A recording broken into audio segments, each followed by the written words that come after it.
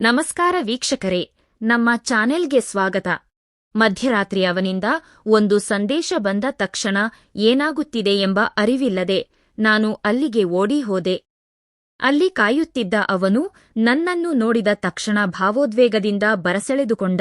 ಆ ಕ್ಷಣದ ಆಕರ್ಷಣೆಯಲ್ಲಿ ನಾನು ಕರಗುತ್ತಿರುವಾಗಲೇ ಅವನು ನನ್ನ ಕಿವಿಯಲ್ಲಿ ಪಿಸುಗುಟ್ಟಿದ ಆ ಒಂದು ಮಾತು ನನ್ನ ಜೀವವೇ ಹೋದಂತಾಗಿಸಿತು.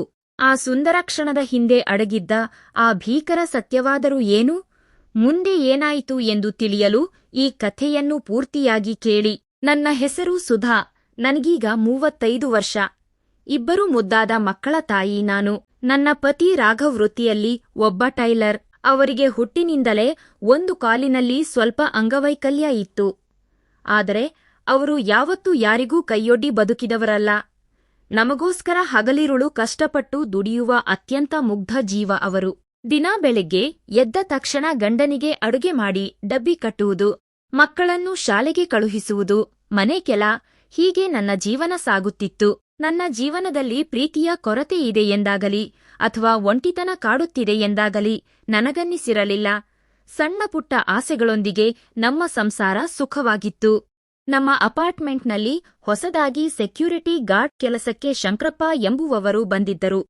ಅವರ ಜೊತೆಗೆ ಅವರ ಮಗ ವರುಣ್ ಕೂಡ ಬಂದಿದ್ದ. ಅವನಿಗೆ ಕೇವಲ 21 ವರ್ಷ. ನೋಡಲು ತುಂಬಾ ಚಟುವಟಿಕೆಯಿಂದ ಕೂಡಿದ್ದ ಯುವಕ. ಅಪಾರ್ಟ್ಮೆಂಟ್ನ ಪಾರ್ಕಿಂಗ್ ಶುಚಿಗೊಳಿಸುವುದು, ನೀರು ಬಿಡುವುದು ಇಂತಹ ಕೆಲಸಗಳನ್ನು ಅವನು ಮಾಡುತ್ತಿದ್ದ. ನನ್ನ ಕಣ್ಣಿಗೆ ಅವನು ಕೇವಲ ಒಬ್ಬ ಕೆಲಸಗಾರನ ಮಗನಷ್ಟೇ ಆಗಿದ್ದ. ಆದರೆ ಒಂದು ದಿನ ಭಾರೀ ಮಳೆ ಶುರುವಾಯಿತು. ನಾನು ಮಾರುಕಟ್ಟೆಯಿಂದ ತರಕಾರಿ ತಂದು ಸ್ಕೂಟರ್ನಲ್ಲಿ ಪಾರ್ಕಿಂಗ್ಗೆ ಬರುವಾಗ ನೀರು ನಿಂತಿದ್ದ ಟೈಲ್ಸ್ ಮೇಲೆ ಗಾಡಿ ಸ್ಕಿಡ್ ಆಯಿತು. ನಾನು ಕೆಳಗೆ ಬೀಳುವಷ್ಟರಲ್ಲಿ ಅಲ್ಲಿಯೇ ಇದ್ದ ವರುಣ್ ವೇಗವಾಗಿ ಓಡಿ ಬಂದು ನನ್ನನ್ನು ನೆಲಕ್ಕೆ ಬೀಳದಂತೆ ಹಿಡಿದುಕೊಂಡ. ಆ ಕ್ಷಣದಲ್ಲಿ ನನ್ನ ದೇಹ ಅವನ ತೋಳುಗಳಲ್ಲಿ ಬಂಧಿಯಾಗಿತ್ತು. ಆ ಮಳೆಯ ಚಳಿಯಲ್ಲಿ ಆ ಯುವಕನ ಸ್ಪರ್ಶ ಮತ್ತು ಅವನ ಉಸಿರು ನನ್ನ ಕೆನ್ನೆಗೆ ತಾಗಿದಾಗ ನನಗೆ ಏನೋ ಒಂದು ರೀತಿಯ ವಿಚಿತ್ರ ಸಂವೇದನೆಯಾಯಿತು. ನಾನು 35 ವರ್ಷದ ತಾಯಿ ಎನ್ನುವುದನ್ನೇ ಆ ಕ್ಷಣ ಮರೆತುಬಿಟ್ಟೆ. ಅವನ ಕಣ್ಣುಗಳಲ್ಲಿ ನನ್ನ ಬಗ್ಗೆ ಒಂದು ರೀತಿಯ ವ್ಯಾಮೋಹ ಎದ್ದು ಕಾಣುತ್ತಿತ್ತು. ಆ ಮಳೆಯ ದಿನದ ಆಕಸ್ಮಿಕ ಸ್ಪರ್ಶ ನನ್ನನ್ನು ಹಗಲು ರಾತ್ರಿ ಕಾಡಲು ಶುರುಮಾಡಿತು. ಅಲ್ಲಿಂದ ನಮ್ಮಿಬ್ಬರ ಮಧ್ಯೆ ಕಣ್ಣಲ್ಲೇ ಮಾತಾಡುವ ಆಟ ಶುರುವಾಯಿತು. ನಾನು ಬಾಲ್ಕನಿಗೆ ಬಟ್ಟೆ ಒಣಗಿಸಲು ಬಂದರೆ ಸಾಕು, ಅವನು ಕೆಳಗಿನಿಂದ ನನ್ನನ್ನೇ ನೋಡುತ್ತಿದ್ದ. ಅವನ ಆ ಕಳ್ಳನೋಟಕ್ಕೆ ನಾನು ನಾಚಿಕೆಯಿಂದ ನಗುತ್ತಿದ್ದೆ. ಆ ಯುವಕನ ಅತಿಯಾದ ಗಮನ ನನ್ನನ್ನು ಮತ್ತೆ ಕಾಲೇಜು ಹುಡುಗಿಯಂತೆ ಭಾಸವಾಗುವಂತೆ ಮಾಡುತ್ತಿತ್ತು. ಮುಂಚೆ ಮನೆಯಲ್ಲಿ ಹೇಗೋ ಇರುತ್ತಿದ್ದ ನಾನು. ಈಗ ಅವನು ಹೊರಗಿದ್ದಾನೆ ಎಂದು ಗೊತ್ತಾದರೆ ಸಾಕು, ಅಂದವಾಗಿ ಸೀರೆ ಉಟ್ಟು ಸ್ವಲ್ಪ ಅಲಂಕಾರ ಮಾಡಿಕೊಂಡು ನಿಲ್ಲುತ್ತಿದ್ದೆ. ಇದೆಲ್ಲದರ ಮಧ್ಯೆ ಅಪಾರ್ಟ್ಮೆಂಟ್ ನಿರ್ವಹಣೆಯ ನೆಪದಲ್ಲಿ ವರುಣ್ ಹೇಗೋ ನನ್ನ ಮೊಬೈಲ್ ಸಂಖ್ಯೆ ಪಡೆದುಕೊಂಡ. ಅಂದಿನಿಂದ ಶುರುವಾಯಿತು ನೋಡಿ ವಾಟ್ಸಪ್ ಸಂದೇಶಗಳ ಸುರಿಮಳೆ. ಸುಧಾ ಮೇಡಂ, ನೀವು ತುಂಬಾ ಸುಂದರವಾಗಿ ಕಾಣುತ್ತೀರಾ ಎಂದು ಅವನು ಸಂದೇಶ ಕಳುಹಿಸಿದಾಗ ನನ್ನ ಹೃದಯದ ಬಡಿತ ಜೋರಾಗುತ್ತಿತ್ತು.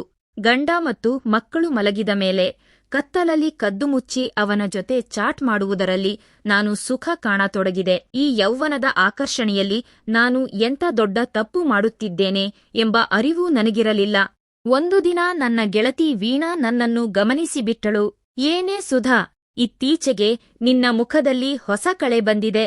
ಯಾರಾದರೂ ಹೊಸ ಪ್ರೇಮಿ ಸಿಕ್ಕಿದ್ದಾರಾ ಎಂದು ತಮಾಷೆ ಮಾಡಿದಾಗ ನನ್ನ ಪ್ರಾಣವೇ ಹೋದಂತಾಯಿತು. ಅಯ್ಯೋ, ಅದೆಲ್ಲ ಏನಿಲ್ಲ ವೀಣಾ, ನಮ್ಮಂಥವರಿಗೆ ಎಲ್ಲಿಯ ಪ್ರೇಮ್ ಎಂದು ಸುಳ್ಳು ಹೇಳಿ ಅಲ್ಲಿಂದ ತಪ್ಪಿಸಿಕೊಂಡೆ. ನಮ್ಮ ಈ ಕಳ್ಳಾಟ ದಿನೇ ದಿನೇ ಅಪಾಯದ ಮಟ್ಟ ತಲುಪುತ್ತಿತ್ತು. ಒಂದು ದಿನ ಮಧ್ಯಾಹ್ನ ಮನೆಗೆ ಯಾರೂ ಇಲ್ಲದ ಸಮಯದಲ್ಲಿ ವರುಣ್ ಮನೆಗೆ ಬಂದ. ನೀರಿನ ಮೀಟರ್ ಚೆಕ್ ಮಾಡಬೇಕು ಎಂಬ ನೆಪ ಹೇಳಿ ಒಳಗಡೆ ಬಂದವನೇ ಬಾಗಿಲು ಹಾಕಿಕೊಂಡ. ನಾನು ಗಾಬರಿಯಾದೆ. ನಾನು ಕಾಫಿ ತರಲು ಹೋದಾಗ ಅವನು ನನ್ನನ್ನು ಅಪ್ಪಿಕೊಳ್ಳಲು ಬಂದ. ಅದೇ ಸಮಯಕ್ಕೆ ಸರಿಯಾಗಿ ನಮ್ಮ ಪಕ್ಕದ ಮನೆಯ ಶಾರಕ್ಕ ಕಾಲಿಂಗ್ ಬೆಲ್ ಒತ್ತಿದರು. ಶಾರಕ್ಕ ಎಂದರೆ ಇಡೀ ಅಪಾರ್ಟ್ಮೆಂಟ್ನ ಸುದ್ದಿಗಳನ್ನೆಲ್ಲ ತಿಳಿದುಕೊಳ್ಳುವ ಸ್ವಭಾವದವರು.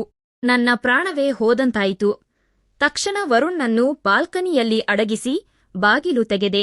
ಶಾರಕ್ಕ ಮನೆಯೊಳಗೆ ಬಂದು ಟೇಬಲ್ ಮೇಲಿದ್ದ 2 ಕಾಫಿ ಲೋಟಗಳನ್ನು ಕಂಡು ಅನುಮಾನದಿಂದ ಪ್ರಶ್ನಿಸಿದರು. ಅದು ಬೆಳಿಗ್ಗೆ ಗಂಡ ಕುಡಿದ ಲೋಟ ಎಂದು ಹೇಗೋ ಸುಳ್ಳು ಹೇಳಿ ಕಳುಹಿಸಿದೆ. ಅಂದು ನಾನು ಸ್ವಲ್ಪದರಲ್ಲೇ ಬಚಾವಾದೆ.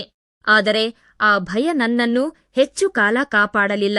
ದಿನ ಕಳೆದಂತೆ ವರುಣ್ ನನ್ನ ಮೇಲೆ ಹಕ್ಕು ಚಲಾಯಿಸಲು ಶುರುಮಾಡಿದ.